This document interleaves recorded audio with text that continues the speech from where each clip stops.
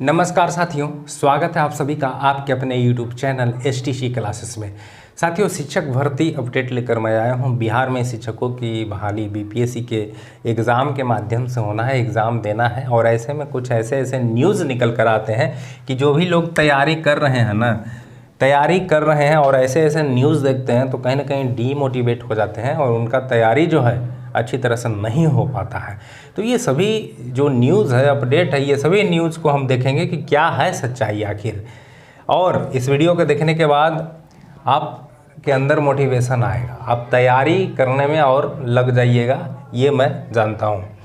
देखिए, झूठे न्यूज़ से पहले बचिए। पहला न्यूज़ है कि शिक्षकों का स्थानांतरण पहले होगा। देखिए, शिक्षकों के स्थानांतरण वाली जो बात अभी आया है, क्या नियमावली 2023 से रिलेटेड है? ये कभी आप सर्च किए देखे कि जो स्थानांतरण होना है क्या वे नियमावली 2023 के माध्यम से होना है या पुराने नियोजन इकाइयों के माध्यम से होना है? ये आपको देखना चाहिए था, है कि नहीं? और बहुत सारा ऐसे न्यूज़ आ रहा है, मैंने देखा, उसको स्पष्ट लिखा हुआ है कि इसकी जो स्थानांतरण है वे पुराने नियोजन इकाइयों के माध्यम से, उसमें जो शर्तें थी कि 3 साल बाद जो है स्थानांतरण की बात कही गई है, तो ये सारी चीज़ें उसमें लिखी गई है। तो क्या बहाली से रिलेटेड ये है? नई जो बहाली आने वाली, नई जो नोटिफिकेशन निकलने वाली BPSC के माध्यम से, उससे तो ये संबंधित है नहीं। तो ऐसा हम कैसे कर सकते हैं कि पहले होगा स्थानांतरण और बाद में होगी शिक्षकों की नियुक्ति? ये तो हम कह ही नहीं सकते हैं। तो ऐसा न्यूज़ को पढ़ करके, ऐसा न्यूज़ देख करके ये मत सोचिएगा कि पहले स्थानांतरण हो जाएगा। वैसे भी आपको अभी BPSC एग्ज़ाम निकालने के लिए ना 10 से 11 विषय पढ़ना है। आपको मैंने पहले ही बता दिया है, फिर से बताता हूँ। इतिहास, भूगोल, नागरिक, अर्थव्यवस्था, physics, chemistry, biology, math, reasoning, computer, current affair, कितना हुआ? 10 चैप्टर, और कुछ छूट ही गया होगा। इतना सारा चैप्टर नहीं, विषय, इतना विषय पढ़ना है, सोच लीजिए। तो पढ़ाई अगर एक दिन भी आप मिस कर रहे हैं तो कहीं ना कहीं आप पीछे चले जाएंगे, क्योंकि पढ़ाई सीरियस करने वाला भी बहुत लोग हैं, आपको पता नहीं है, आपके सामने ये नहीं है, बस ये मानिए। और तैयारी सीरियस ढंग से लोग कर रहे हैं अभी, ठीक है? सफलता लेना है, पढ़ते रहिए। आगे न्यूज़ है कि टेक्निकल डिग्री वाले अप्लाई नहीं कर पाएंगे। भैया, ऐसा न्यूज़ कौन वायरल कर दिया? सब कह रहा है कि न्यूज़ 18 के माध्यम से ऐसा न्यूज़ आया है। तो क्या कोई ऑफिशियल न्यूज़ ऐसा आया क्या कि भाई टेक्निकल डिग्री वाला को हम नहीं भरने देंगे फॉर्म? ऐसा कुछ आया सरकार के तरफ से? कुछ नहीं आया, बस न्यूज़ के माध्यम से। शिक्षक भर्ती के लिए जो नियमावली 2012 और 2020 थी, उसमें जो शिक्षकों के लिए योग्यता थी, वही सारी योग्यता इस नियमावली में भी रहने वाली है। कोई इसमें दिक्कत नहीं है। ऐसा कोई न्यूज़ ही नहीं आया है कि भाई टेक्निकल डिग्री वालों को अप्लाई नहीं करना है। ये तो बस मीडिया वाले और कुछ YouTube चैनलों के माध्यम से चलाया गया, हमने कभी नहीं बताया आपको, बस इसका हम सच्चाई बता रहे हैं। ऐसा कुछ है ही नहीं, टेक्निकल डिग्री वाले भी अप्लाई करेंगे। और इसमें साफ साफ इसकी जानकारी है कि 2012 जो नियमावली थी, 2020 थी, इसमें जो योग्यता थी ना, कहने का मतलब जो लोग शिक्षक बनने योग्य थे वे सभी लोग इसमें अप्लाई करेंगे। तो ये भी गलत न्यूज़।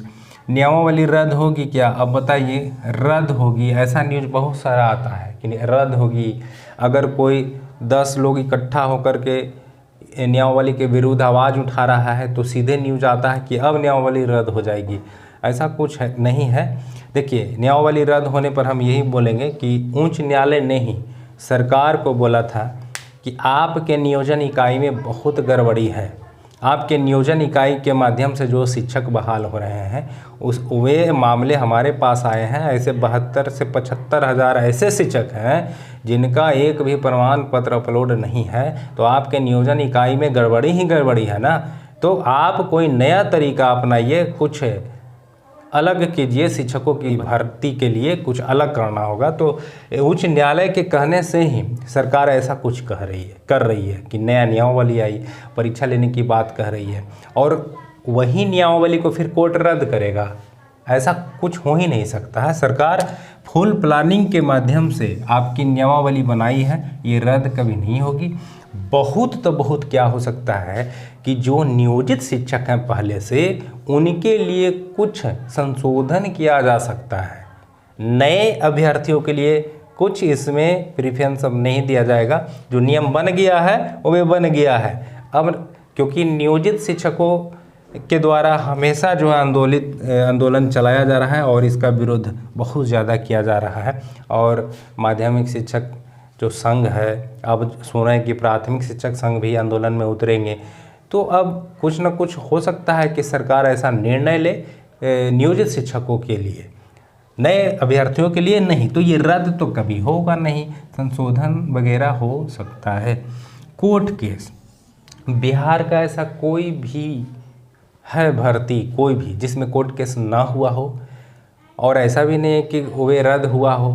हाँ, लेट हुआ है, बहाली में लेट हुआ है, लेकिन बहाली हुआ है। कोर्ट केस तो होना आम बात है, सभी लोग अपने हक के लिए कोर्ट केस करते हैं, लेकिन इसका मतलब ये नहीं है कि ये नियमावली ही रद्द हो जाएगा। कोर्ट केस करना अच्छी बात है, सब लोग अपना अपना अधिकार के लिए कोर्ट केस करते हैं, क्योंकि देखिए उस स्थिति में अगर आप भी होंगे तो कोर्ट केस के लिए राजी हो जाएंगे और करेंगे भी, करना भी चाहिए। कि भाई बहुत सारे, अब इतना बड़ा बदलाव हो रहा है कि नियोजन इकाई को के माध्यम से होती थी शिक्षकों की भरा जाता था, मतलब अब जो है नई नियमावली आ गई है, तो कुछ लोग क्या, बहुत लोगों को तकलीफ होगा, बहुत लोग जो इसमें अमान्य होंगे या मान्य भी अगर होते हैं तो उनको कहीं ना कहीं तकलीफ होगी। बहुत सारे एग्ज़ाम दे करके यहाँ तक पहुँचे थे, तो उनके द्वारा कोर्ट केस करना तो आम बात है। कुछ ऐसे न्यूज़, कुछ ऐसे जानकारी जिस पर कोर्ट केस करना हमको तो उचित नहीं लगा, जैसे कि 6 to 8 वाला अगर मान लीजिए कि आप गए कोर्ट में, आप याचिका दायर किए कि भाई, कहने का मतलब 6 to 8 में जो है 35,000 सीट खाली है और सरकार नहीं दी है, तो आप किस आधार पर साक्ष्य क्या दीजिएगा? सरकार तो सीधे बोल देगी कि हमने जब गणना करवाया, गणना करवाने के बाद डीओ और डीपीओ से रिक्तियाँ मांगी तो इन्होंने इतना सौंपा, तो इतना ही पे आया वैकेंसी, तो हमको तो लगता है कि ये खारिज हो जाएगा पहले दिन ही, मतलब ये तो ये इतना स्ट्रॉन्ग नहीं है। सरकार जो देगी, सरकार के पास जो डाटा है वही ना होगा। कोई ठोस सबूत आप दीजिएगा, कोई भी डीओ डीपीओ जा कर के कहेंगे कोर्ट में कि हाँ 35,000 सीट खाली है, सरकार गलती दे रही है ऐसा होगा? नहीं होगा।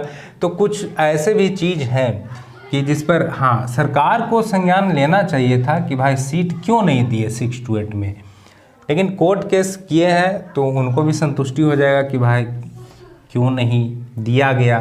चलिए ठीक है, और डिमोटिवेट मत होइएगा 6 to 8 वाले, ऐसा हम नहीं कह रहे हैं कि भाई नहीं होना चाहिए कोर्ट केस, हुआ है और आप लोग किए हैं, बहुत अच्छी बात है। और आपके हक में अगर आ जाए ना तो और बहुत बढ़िया बात है, सीट अगर आ जाए तो, लेकिन हमको तो ऐसा नहीं लगता है।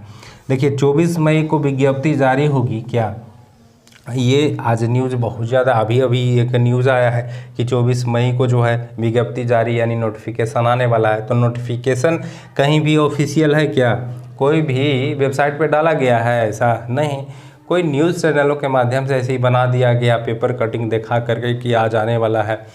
न्यूज़ 18 वाले पर जो है स्लाइड चल रहा था, आप स्लाइड देख सकते हैं। स्लाइड क्या था, 24 मई को जो है नोटिफिकेशन जारी करने की बात कही जा रही थी, न्यूज़ 18 जो चैनल है उसके माध्यम से कहा जा रहा था। लेकिन हमको तो नहीं लगता है कि विज्ञप्ति आज ही आ जाएगी, क्योंकि कोई ऑफिशियल नोटिस है नहीं, कोई भी ऑफिशियल जानकारी नहीं है।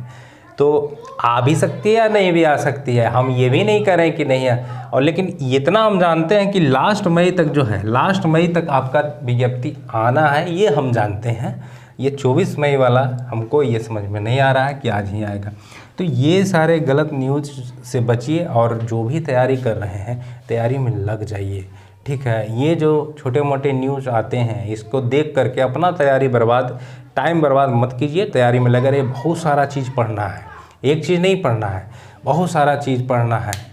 तो पढ़ने में जो है कोई आपका कमी नहीं होना चाहिए, कोई भी छोटे मोटे न्यूज़ से डिमोटिवेट आपको नहीं होना है।